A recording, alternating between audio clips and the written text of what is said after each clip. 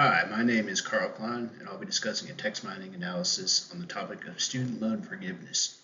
Particularly, the analysis is centered on political bias and sentiment towards the topic. Many were told while growing up something along the lines of, go to college and you'll be set. There's a promise that this would guarantee a certain quality of life along with meaningful, lucrative, and stable opportunities. The assurance made the venture seem like a solid investment in both time and energy, and for some, foregoing college is simply not an option. However, with the rising cost of higher education, a volatile job market, and current salaries not keeping up with inflation, some who bought into this dream via private and federal loans are having buyer's remorse. Especially when interest is accounted for, some are even unable to afford their payments at all or may take longer than initially expected.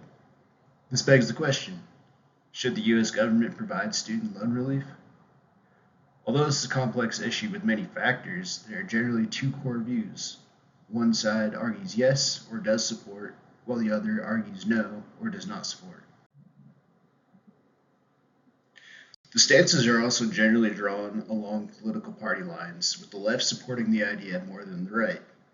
In fact, one national poll shows about 58% of Democrats were in favor of relief versus just 15% of Republicans. There's also some controversy surrounding this topic.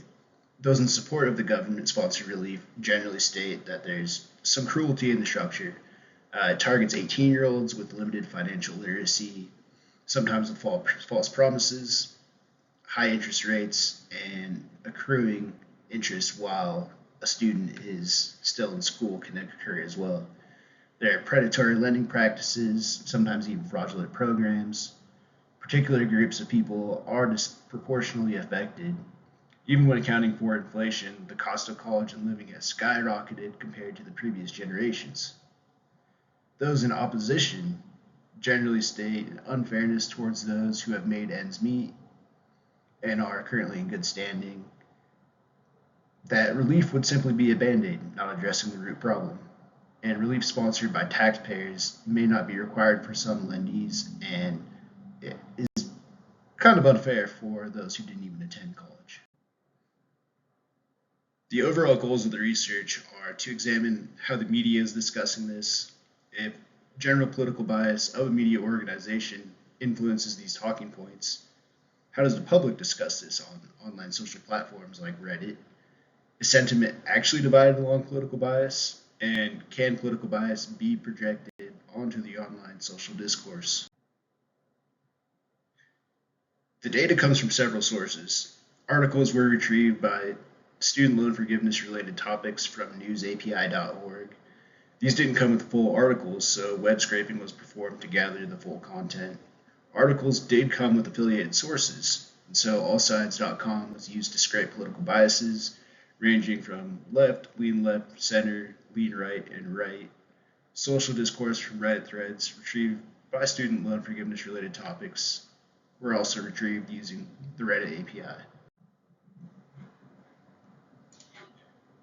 This page from the website which hosts the analysis shows some of the raw data and some of the slightly more clean data. Just a quick overview for the data specifically collected from newsapi.org.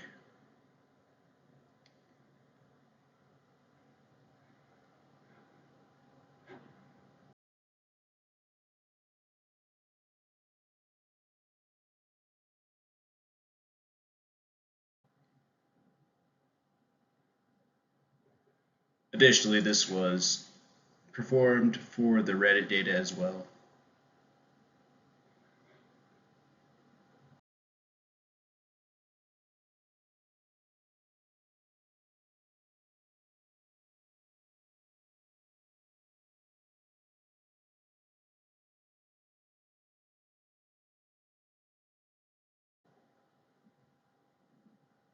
After gathering and cleaning the data, vectorized versions were created either through a count vectorization version or a term frequency inverse document frequency, better known as TF-IDF. A few different versions of this were created for each dataset and applied throughout the analysis. The Reddit conversations were aggregated across multiple schemas where content by author was combined under unique authors, threads, and subreddits. Illustrated below in the table are the number of unique text aggregations by the various schemas, as well in the bar plots are the top 10 most frequent authors by content count across the various schemas. One thing to note is that Auto Moderator seen in orange is a subreddit specific sanction bot which helps control inappropriate or misplaced discussion. These were mostly removed for the subsequent analysis. As a reminder, the main premise of the research was to examine if differentiating patterns exist between content published by news organizations which have known political biases, and then project potential political divides as sentiment towards this topic. The analysis, prediction, and projection occurred over several stages. Additionally, news articles and Reddit conversations were examined from individual and merged perspectives. Stages of the analysis included examining word frequencies, clustering, topic modeling, and finally culminated into predictive classification models. The word frequencies for the news articles were examined over several variations. Illustrated here are the word clouds representing the frequencies by political bias of left, center, and right. Clearly some similarities and differences between these subsets.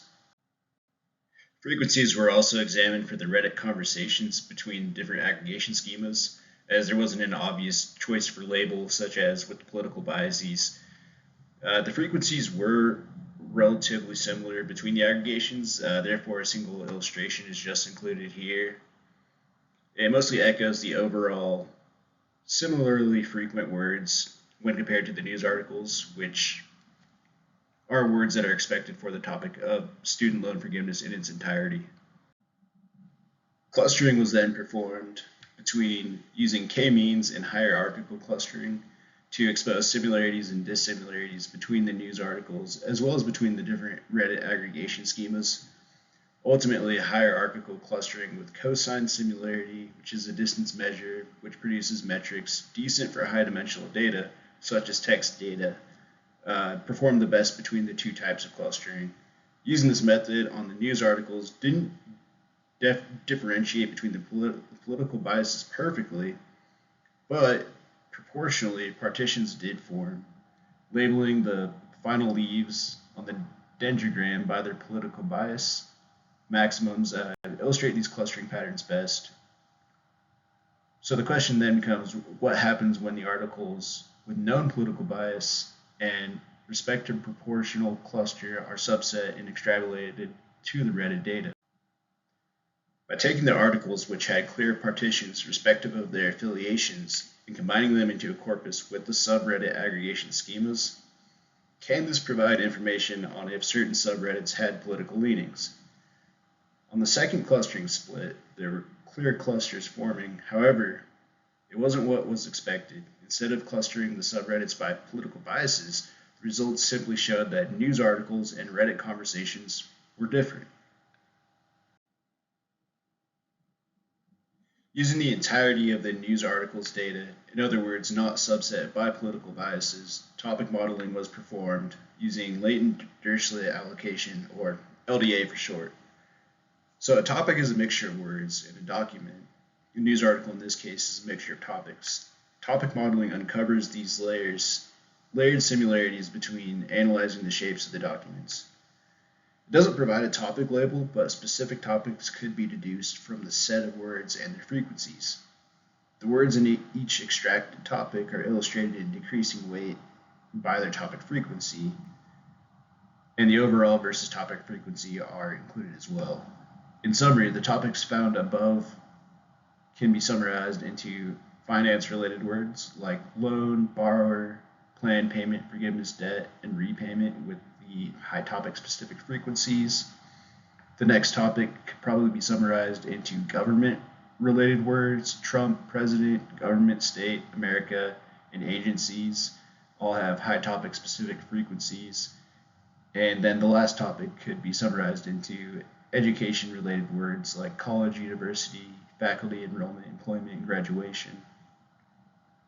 Since each document is a collection of topics itself, it's logical that words are repeated, and frequencies aren't a perfect indicator of the topic. However, these seem to be in line with the subject of student loan forgiveness, specifically government-sanctioned financial alleviation for students. This was also performed for the Reddit conversation data as well, with very similar findings, but in lieu of time, this won't be presented.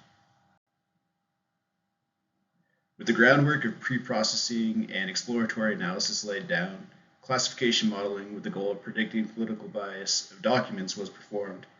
Using classification model flavors from the family of naive Bayes, decision trees, and support vector machines, these predictions were attempted.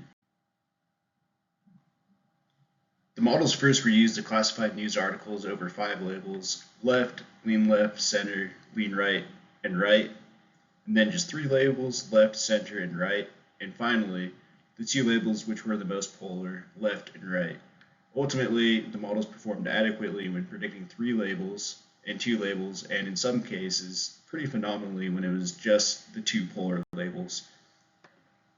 In lieu of time, again, the results for just the 2 label classification will be focused on. Naive Bayes performed well in this particular training and testing set, resulting in an accuracy of almost 84%. The loss in accuracy was mostly a result of the model incorrectly classifying a number of articles as right when they were left. Decision trees performed decently well, in this case also with an accuracy just above 80%. The loss mostly resulted from the model incorrectly classifying a number of articles as left when they were right, kind of opposite of how naive Bayes resulted. Decision trees are unique in the way that they're able to partition nonlinear data and then communicate the logic with flowcharts.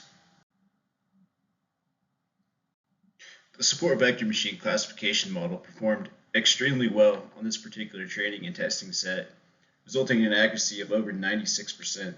Support vector machines use kernels to project non-linearly separable data into a higher dimensional space where the data becomes linearly separable. The previous models resulted from a technique where different combinations of hyperparameters were tested over a 5-fold cross-validation.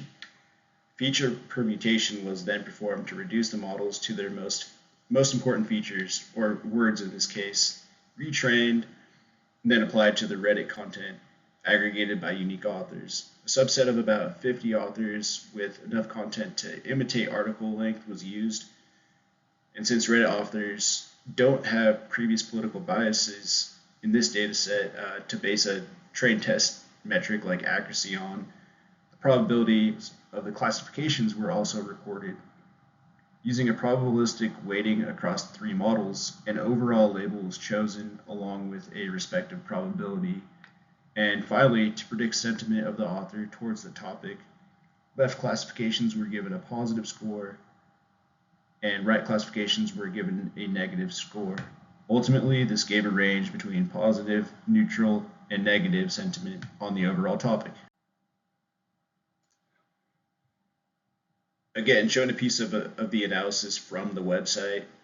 This is showing some of the results that the authors from positive, neutral, or negative were given by the probabilistically weighted model.